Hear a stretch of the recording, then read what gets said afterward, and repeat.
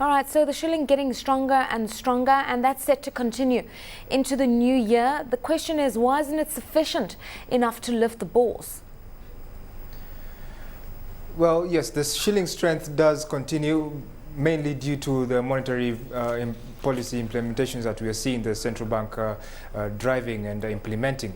Now, the question now becomes how will the fiscal policy be kind of structured, and how soon will its implementation come on stage so that it can further boost the shilling, if at all that is to happen. Unfortunately, the shilling's rise hasn't really aided the equity markets, so the bearish run shows its head again. I mean, obviously the market is down and set to remain subdued until probably the start of next year. So let's talk about some of those that have moved or not moved in the market. We got those results from Sasini, and Cesar Mwangi was at pains to explain that it's an accounting issue that has to do with the valuation of its biological assets. It's got nothing to do with its turnover and its operating profits, and we need to separate these two things.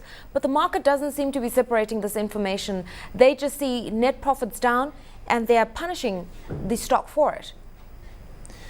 Yes, indeed. That's exactly what is happening. The market really is very fixated on the bottom line, which is the net income, and also further to that, the dividend aspect. Dr. Mwangi was actually at pains to explain the aspect of the income statement relating to the biological assets, which of course the international accounting standards really impose upon the group's presentation.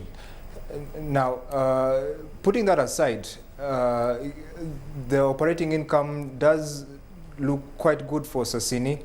Unfortunately, the biological assets is not something we can totally disregard, because these are ultimately international requirements. So Sasini, all in all, does sit in a relatively favorable position going forward, and the tea and coffee markets really do look quite good, and Sasini definitely should benefit more down the line.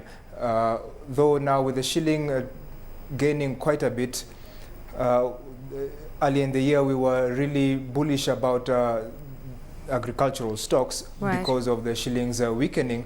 Now with the strengthening, now we kind of have to review our position on this, but because of the increased commodity prices across the board, Sasini still sits at a favorable position. Right.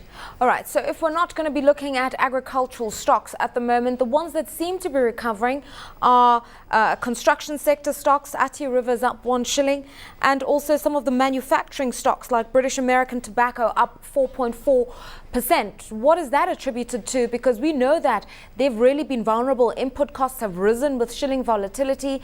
Energy costs are also high. So just the cost of doing business has been really quite taxing in Kenya.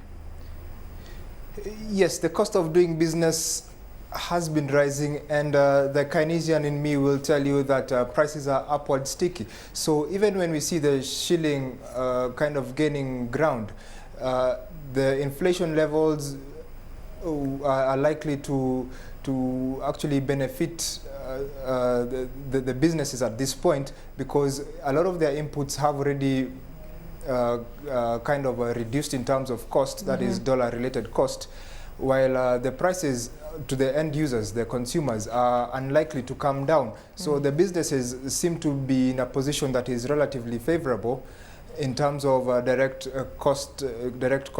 costing. Right. Now, BAT sits on a pretty good place in terms of its exports throughout the Comesa region, and again it is a very good dividend yielding stock. So in a market such as this, investors are looking favorably upon BAT. Coming to Athi River Mining, the expansions that they have in place, the very ambitious growth they have in place, definitely augurs well for investors that are looking over a longer duration of time, exceeding about 7 to 8 months. A stock so A stock that's weathering Those the are the storm, issues. Kimathi, is KQ. They seem to have just risen above the crest of the waves. What is it that KQ is doing right? Well, KQ has indeed come out with a campaign that is showcasing the Boeing jets that it is expected to receive over the next 2 years, in 2 years' time. So with that kind of marketing approach that they have taken, it's really putting the corporate image at the forefront. And the retail market is pretty happy about that, and there's been a lot of excitement to see the new Boeing jets that are expected to come in. Although that will come in in 2 years' time, the perception and the excitement behind it is really key in driving the stock upwards. However, with a cash call expected, KQ, there are still quite some issues and concerns that a lot of investors have. And very briefly, Kimathi, we've run out of time. Flatlining for some of the market darlings. Safaricom hasn't really shifted from its price of 2 shillings 80. Also flatlining for Equity and KCB. So some of those that have been the drivers of the markets just remain constant. Is that going to be the case in early 2012? Well, at this point, I expect it to continue flatline throughout the end of the year. And early 2012, we may begin to see even an increased bargain position by those stocks sliding a bit because of the traditional retail investors who generally sell off at the beginning of the January period, in part due to excessive consumption over the festivity period.